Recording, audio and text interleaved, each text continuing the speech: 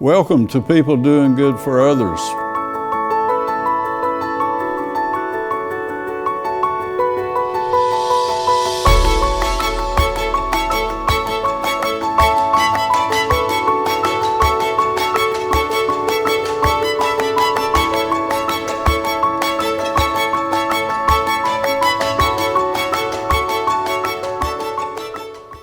Good morning. I'm Gary York, and this is People Doing Good for Others, where we praise and celebrate and highlight those who are truly making significant contributions in our communities. Again, I'm Gary York, and thank you for being with us. I want to thank Wilkes Communications, RiverStreet Networks, and WIFM for this opportunity. This is going to be a wonderful session as we meet a new friend. Her name is Samantha or Sam Lusk. She's the administrative assistant to John Cothran at the Wilkes County Office of Cooperative Extension, which is an outreach of North Carolina State University. In that office, she serves 5 or 6 different department heads that help the folks of Wilkes County, and it's a tremendous outreach. And so thank you again for being with us today, and again, we thank Wilkes Communications and RiverStreet for this opportunity. So good morning to you, my friend. Good morning. Thank you. And I'm so honored that John Cothran would bring us together. Yes. That he's been a real significant player here with People Doing Good for Others. And he called me and he said, it's time for Samantha and Sam to get on your station. So here we are. And if you will, let's go back to growing up in the North Wilkes High School area and a little bit family, and just go from there. Okay. Well, I grew up in the Hayes community here in Wilkes County. We grew up on a small farm, me and my sister, with my mom and dad. We had a variety of different animals. We would raise beef to have to eat. We had chickens for eggs and meat, also pork. We raised hogs. Also, we gardened. We had big gardens, so we raised a lot of different vegetables. And Mom, she would do a lot of canning and take care of those vegetables in that way. So I really enjoyed growing up. So you learned to do that? I did. Yeah. And I really do enjoy doing that. I grow tomatoes now and can them myself. So. Tell us about North Wilkes High School, and is it Mountain View? Yes, I went to Mountain View Elementary School, and then from there I went to North Wilkes and graduated in 1994. Okay. Mm-hmm. And teachers or folks that might have had an impact or influence in your life, do you remember any great role model, maybe in your neighborhood? Yes, Michelle Phelps was my art teacher, and I've took an interest in art just for the simple fact I have a natural talent for art. I always liked drawing, creating, that type of thing. So I took art all 4 years of high school at North Wilkes. And she really meant a lot to me, and I still follow her on Facebook. Is she still there? She is actually, she has a studio at the beach now, so she does that professionally. So she paints professionally now and has her own Ms. business. Lusk, can you remember a moment in time where you just were just so involved in the art thing? You just, all of a sudden, you just said, wow, that's something I want to hang on to. I really enjoyed the art, and like I said, throughout my childhood, I really stuck with it, but it seemed like once I graduated high school, I kind of lost interest for a while, but now I've picked it back up. About 4 or 5 years ago, I picked the painting part back up. So I truly do enjoy painting now, and I do that a lot of times on the weekends. In your office, I saw your puppy and a butterfly and a flower. Do you have a favorite?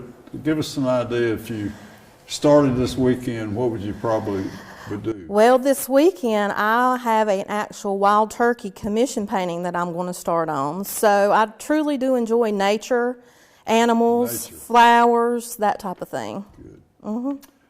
Okay, let's go back to graduating. Okay. And my job, or finding that first career, if you will? So right after graduating high school, I decided I was going to go straight into working. So I took interest in the textile industry. So I went into production work. So my first job, I actually sewed t-shirts. And I worked at that first job for about 2 years, and that was at Bassett Walker. After Bassett Walker, I moved on to Golden Needles, and I worked there for about 7 years, where I was a production worker.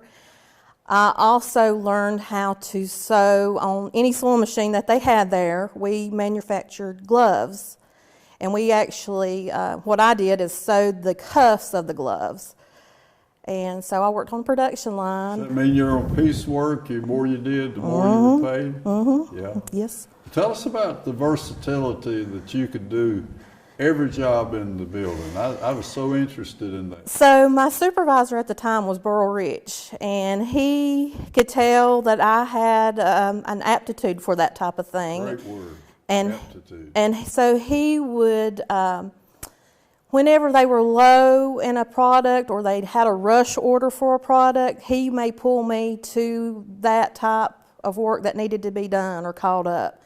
So he would move me where he needed me. And like I said, I learned every sewing machine, how to operate it. We made things like gloves, sleeves, different types of things, protective products. Ms. Lusk, is that a job that starts early in the morning? You go in it early? I actually work second shift. Second shift. I took interest in second shift. So most of my textile career, I worked on a second shift where we would go in around 2 or 3 and work till later at night.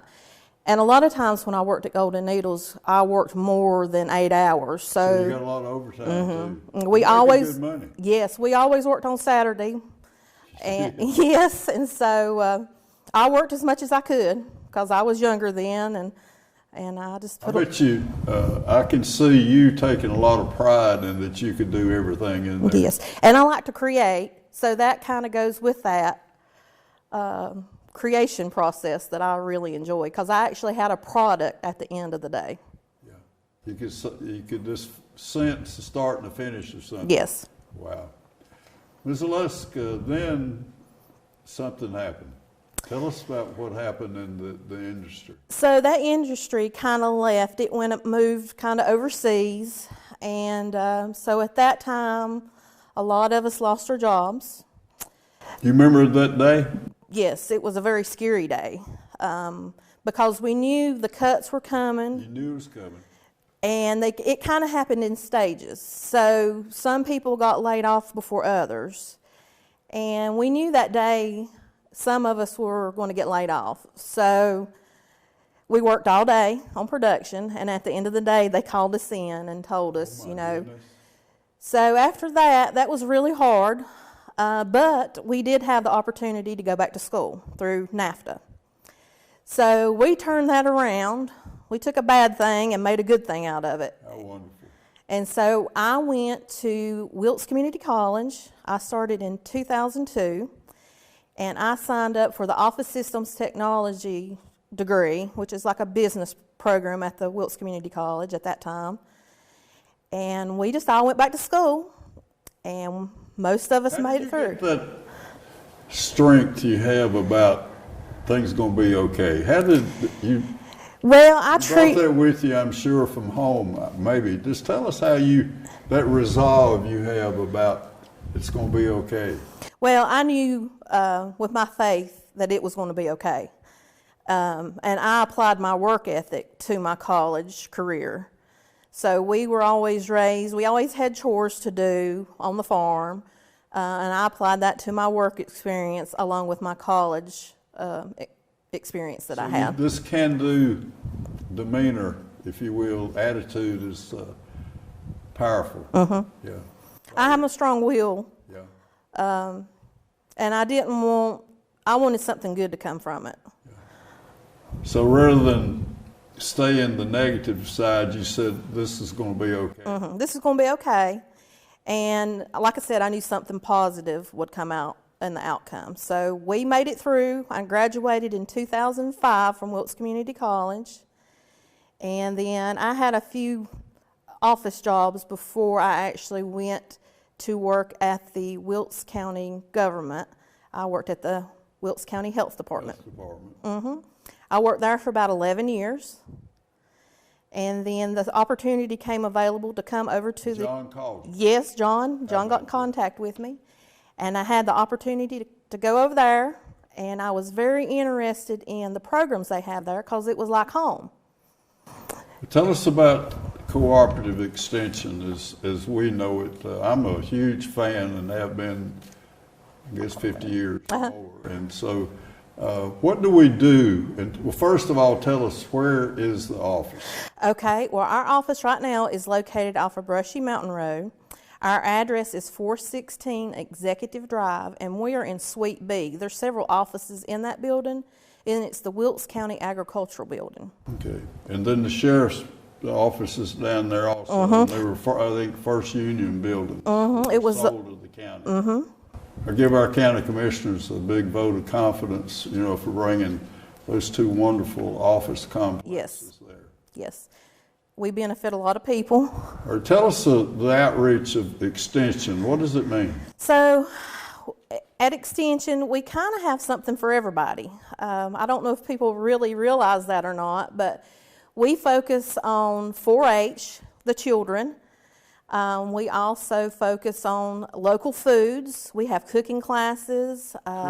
We have an agent that provides those, and she does different classes with people.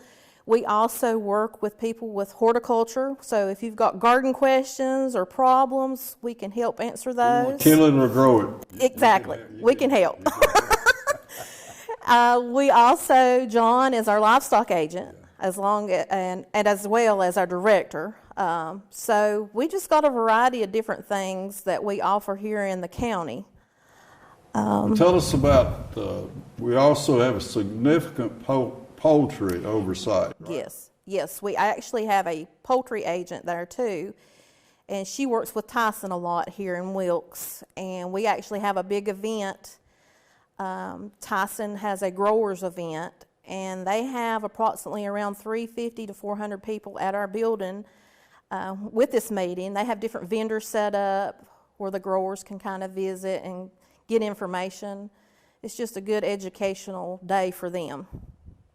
And your poultry lady, what's her name? Her name is Lauren Green. Lauren Green, and she has a big territory. Yes, right? she's actually over 32 counties, I believe. Wow. Yeah, but she's stationed here in Wilkes in our office, so we really enjoy having Lauren with us. So you've been there 2 years. Tell us about the first day and how the training, I'm sure folks all around you helped you a lot to kind of one day at a time thing. Tell us about starting there. Well, my very first day there was the plant sale. We had got our plants back in, and so I didn't really know that much about how to do or what to do in the office, but I knew I could help people and hand out plants. So I kind of took that on and could do that until I learned a little more. But everybody is a great team there to work with. Team. Yes, we are a team, and we all really appreciate each other, and we work together as a team. Again, let's briefly touch on each one of those roles, if you will, so that our audience, and also how would one of our folks today is watching us, how do they find you and call and whatever? Tell us the connection we can make to become a cooperative extension advocate. So if they're interested in any of the programs that we have, and we have a variety, like I said, we have cooking classes, sometimes we have programs on herbs, we do have a Master Gardener program. They can contact the office at our main number, which is 336-651-7330. And we have a menu, so they can kind of listen to the menu as to whom they want to speak with. And then if they've just got questions in general, they can press the option for that, and they'll get to speak with me. and I kind of can help or maybe direct them in the correct department. You mentioned master gardeners earlier, and I've had some interest in that and been a big fan of those. We just had a tremendous project, I guess, around the old courthouse in Surrey. Master gardeners played a key role in developing the concept and recruiting Lowe's to come in and help us. And so tell us from your perspective about Master Gardener. I really enjoy the Master Gardener program. I enjoy the people that's in the program. They like to help and volunteer and do that type of thing. But they help at the Cub Creek Community Garden that's through the town of Wilkesboro. They actually have a plot down there where they kind of do demonstrations, or they will assist people that have plots in the community garden along with our horticulture agent. They work together as a team to help provide information, to educate people.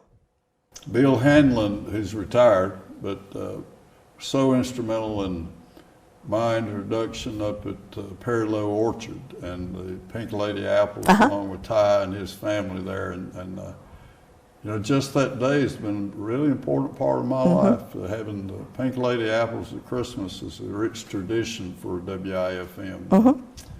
So again, tell us a little bit more about, walk through the different areas of concentration of extension. Okay.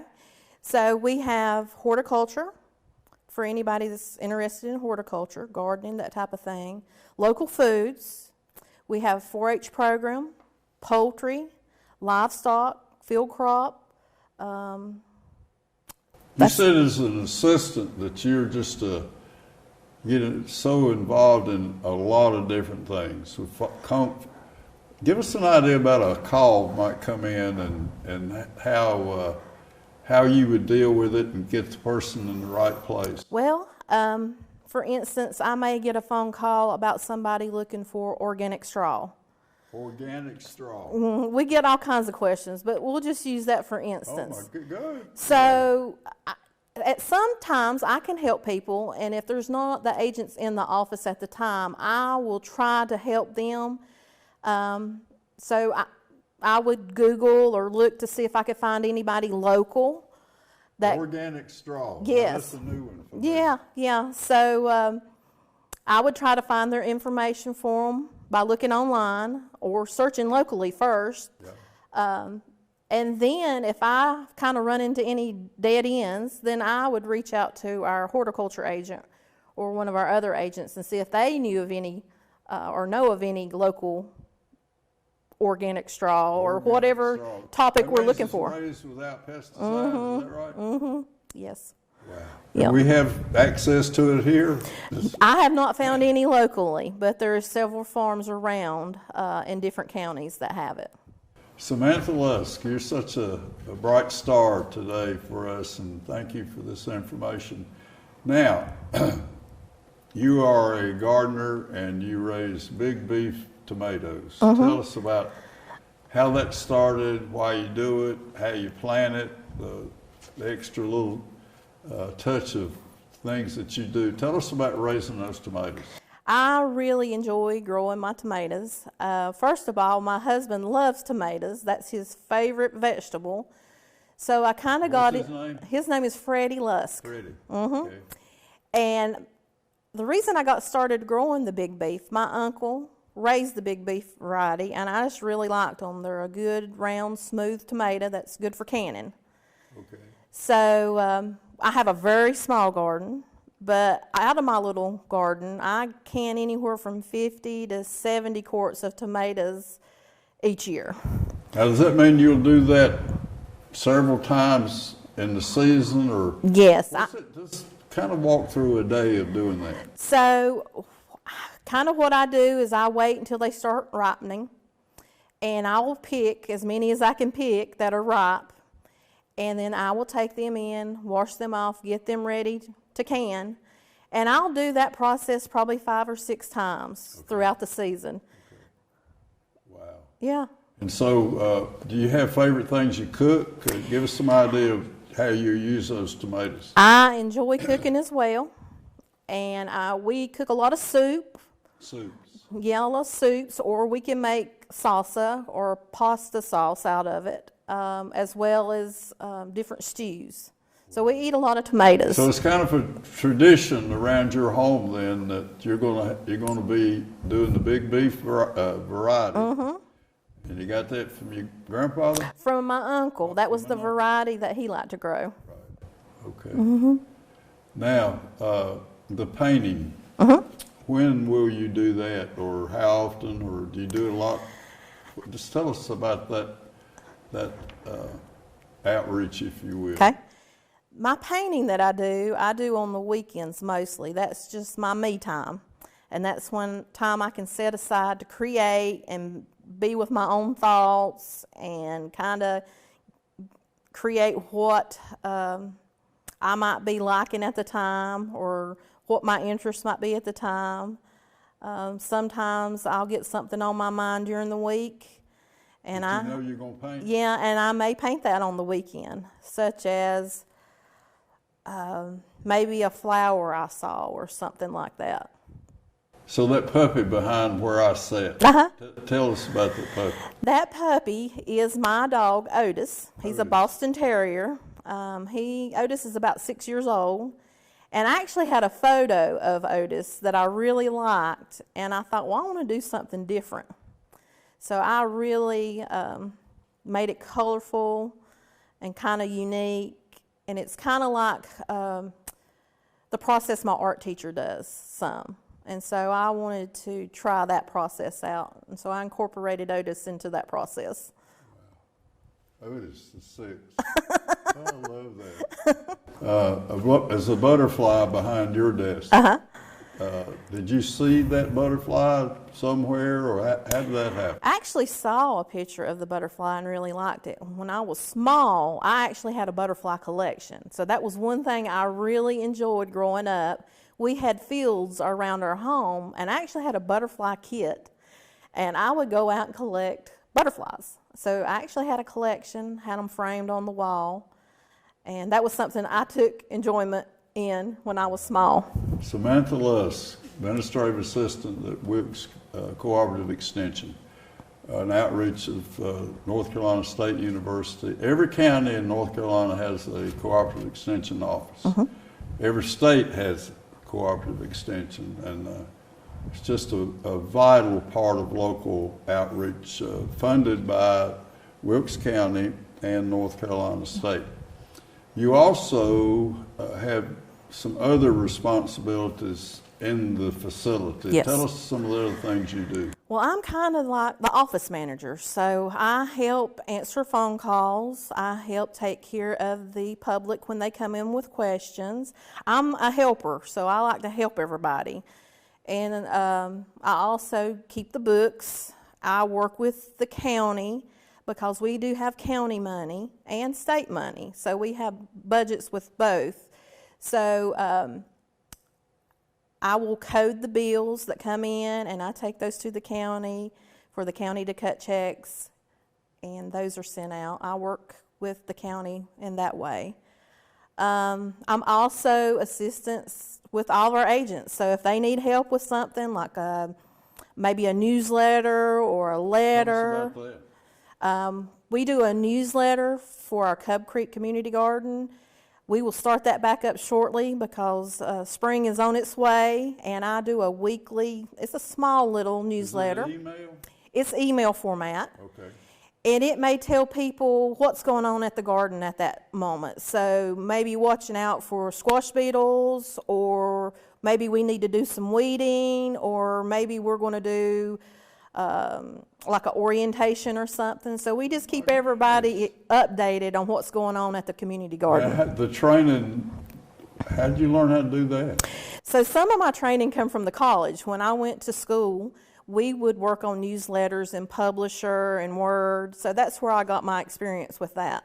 Oh my goodness. Now, the information that goes in it comes from your agents? It comes from the agent, or maybe some of the gardeners in the garden, and also our master gardeners. So I'll always ask them, what do we have going on this week, or is there any important information that you would like to share with the gardeners?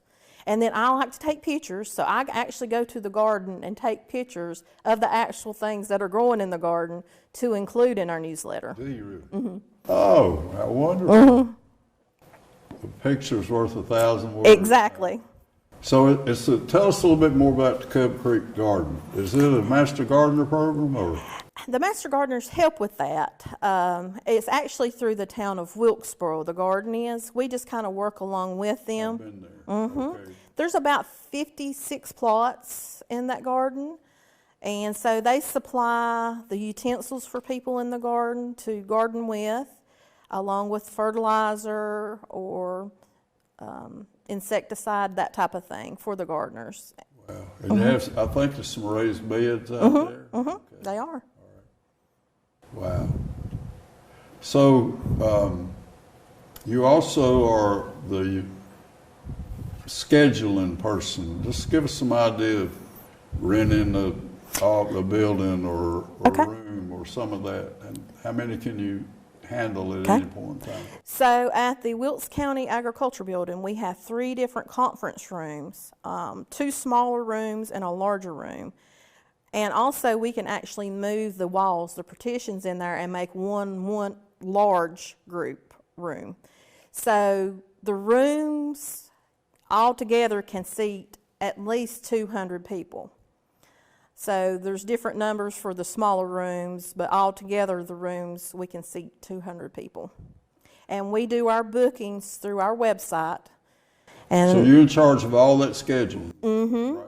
So what we do is we have people visit our website, which is wilkes.ces.ncsu.edu, and we actually have a link on there. I think it's called Wilkes County Agriculture Building. They can click on that link, and it tells them the rules and the policies and procedures that we abide by and how we work our bookings. So they read that information, and there's an actual online application form that they fill out telling us how many people they may have, if they will be doing a business meeting. And if they have, it varies as far as nonprofit and profit. Yes. There's some fee if you're for profit. Mm-hmm. Sometimes we do charge, just depending on the situation, if maybe fees are being collected or they're nonprofit. But we do a lot of agricultural meetings there as well. So it just kind of depends, and a lot of county meetings because we are in a county-owned building. Sam Lusk, what a great day for people doing good for others today. And I want to thank Wilkes Communications and RiverStreet for this opportunity. And if you will, the gratitude of having this opportunity is I know you're happy every day when you get there. It's has a lot of different things to do, so you have that opportunity to help people. Mm-hmm. So share that with us, if you will, as we wind down today. So I do really enjoy my job. Like I said, it feels like home. I'm grateful that John called you. I'm grateful John called me. John's a good guy. He's a great director. John Carthman. Mm-hmm.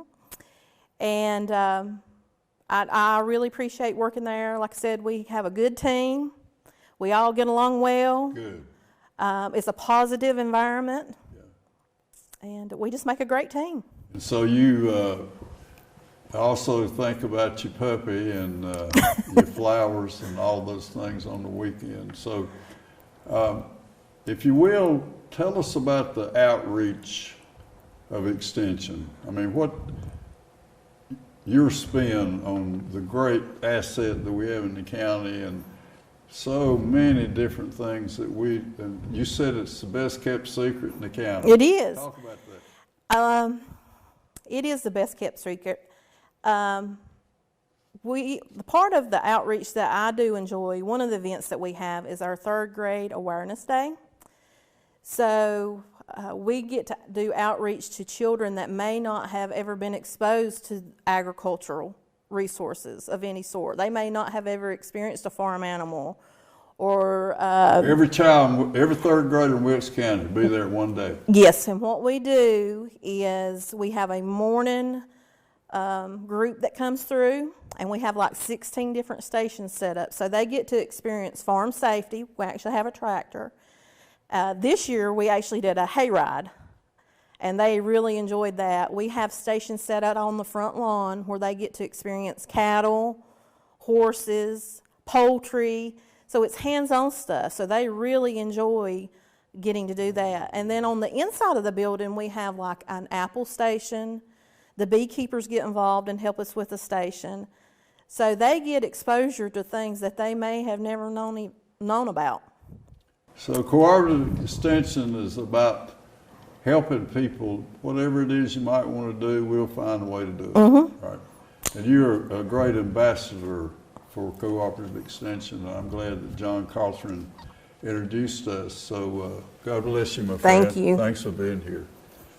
Samantha Lusk, a wonderful advocate from Wilkes County. She has a servant's heart. She serves cooperative extension at the Executive Drive right off of Brushy Mountain Road.